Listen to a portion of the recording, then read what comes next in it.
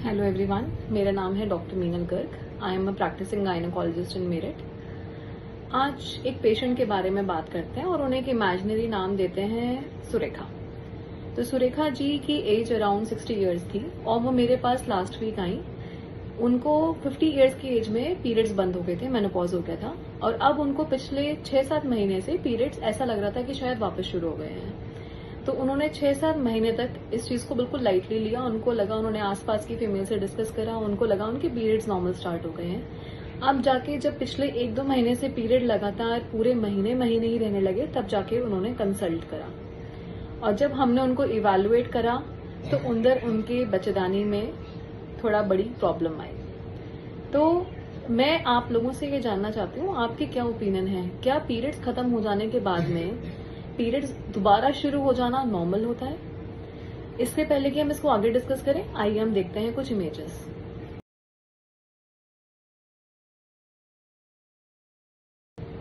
ये बात हमेशा ध्यान में रखें कि पीरियड्स खत्म हो जाने के 1 साल बाद आपको पीरियड्स कितनी भी एज में स्टॉप हो सकते हैं। मे बी 48 ईयर्स की एज में, मे बी 50, मे बी 52। ये नॉर्मल एज है इंडियन एज मेनोपॉज होने की, पीरियड्स बंद हो जाने की। पर अगर आपके पीरियड्स 1 साल तक बंद हो जाते हैं और उसके बाद दोबारा शुरू होते हैं तो ये नॉर्मल नहीं है। इसको नॉर्मल पीरियड्स की तरह ना समझें। मैंने ये चीज कई बार नॉन गायनोकोलॉजिस्ट जो मेडिकोज होते हैं उनमें भी देखा है। वो कई बार पेशेंट्स में, अगर पेशेंट ब्लीडिंग खत्म होने के बाद दोबारा शुरू करते हैं तो वो उनको ब्लीडिंग कंट्रोल करने की बस मेडिकेशंस कई बार दे देते हैं। उस चीज को नहीं समझ पाते कि वो चीज सिग्निफिकेंट भी हो सकती है। तो इस चीज का हमेशा ध्यान रखें कि अगर आपकी ब्लीडिंग बंद होने के बाद में 1 साल के बाद दोबारा आ रही है तो वो एक रेड फ्लैग है। और आपको अगर ब्लीडिंग दोबारा आ रही है तो इसमें आपको गायनोकोलॉजिस्ट को दिखाने की बहुत ज्यादा जरूरत है। There is nothing to get scared. इसके बहुत सारे कारण होते हैं, बल्कि जो खतरे वाली चीजें हैं जैसे कि बच्चेदानी का कैंसर और बच्चेदानी के मुंह का कैंसर, ये सब भी इसके कारण होते हैं। पर ये कारण सिर्फ एक माइनॉरिटी में प्रेजेंट होते हैं। जैसे कि अगर 10 पेशेंट्स हैं जिनको महीना बंद होने के बाद में ब्लीडिंग होनी शुरू हुई है तो उसमें सिर्फ किसी एक को उसमें बच्चेदानी का कैंसर निकलेगा और उससे भी बहुत कम में बच्चेदानी के मुंह का कैंसर निकलेगा। ज्यादातर पेशेंट्स में ये होता है कि आपके महीने बंद हो गए, अब आपके हार्मोन्स चले गए हैं तो बच्चेदानी की जो अंदर की परत है वो सूखने लगती है। तो इस परत के सूखने की वजह से कभी कभी ब्रेक थ्रू ब्लीडिंग, बीच बीच में थोड़ा बहुत स्पॉटिंग ब्लीडिंग आ सकती है। पर ये जो डिसीजन लेना है कि ये एक्चुअली इसी की वजह से है, कोई प्रॉब्लम नहीं है, ये डिसीजन आपके गायनोकोलॉजिस्ट ही लेंगे। इसमें चेकअप बहुत सिंपल होता है। आप गायनोकोलॉजिस्ट के पास जाएंगे, वो आपको इंटरनली चेक करेंगी। अगर कोई लीजन उनको सामने दिखता है तो उसको देन एंड देयर उसको निकाल के उसको सैम्पलिंग के लिए भेजा जा सकता है और साथ में एक अल्ट्रासाउंड किया जाता है। अल्ट्रासाउंड में ये देखते हैं कि आपके जो बच्चेदानी की परत है वो कितनी बड़ी है। जब आपका मेनोपॉज हो गया तो बच्चेदानी की परत बिल्कुल सूख जाती है। हम उसको अल्ट्रासाउंड करते हैं तो वो मैक्सिमम 3, 4, 2 mm ऐसे आती है। अगर वो परत बढ़ी हुई है तो उसके कुछ कारण हो सकते हैं। कुछ कारण में हो सकता है कि आपका अंदर का अस्तर वापस ग्रो करना शुरू कर गया है। अब ये ग्रो क्यों करना शुरू करा है? क्योंकि हार्मोन्स पे काम कर नहीं रहे हैं फिजियोलॉजिकली। तो ये क्यों बढ़ना शुरू हुआ है, इसके पीछे रीजन क्या है, इसके लिए अंदर से एक जांच लेनी पड़ती है। जांच लेने का प्रोसेस बहुत सिंपल होता है। काफी केसेस में हम ओपीडी में भी जांच ले सकते हैं। एक बॉल पेन की एक रिफिल जैसी एक चीज होती है, उसको हम बच्चेदानी के अंदर डालते हैं। जैसे मान लीजिए ये आपकी बच्चेदानी है, ये जो नॉर्मल रास्ता है इसी के थ्रू एक बॉल पेन की रिफिल जैसी चीज अंदर जाएगी। वो सैंपल, जैसे कि हम कोई चीज पिचकारी से खींच लेते हैं सक्शन से, इस तरह से सैंपल लेके वो बाहर आ जाती है। यहाँ पर कर सकते हैं। अगर हमें कोई डाउट लगता है या फिर लाइनिंग ज्यादा थिकंड है तो कभी कभी बच्चेदानी में एक पॉलिप भी हो सकता है, जैसे कि आपने कुछ इमेजेस में अभी देखा। तो इस पॉलिप को हम दूरबीन के माध्यम से इसको रिमूव कर सकते हैं। ये डे केयर प्रोसीजर होता है।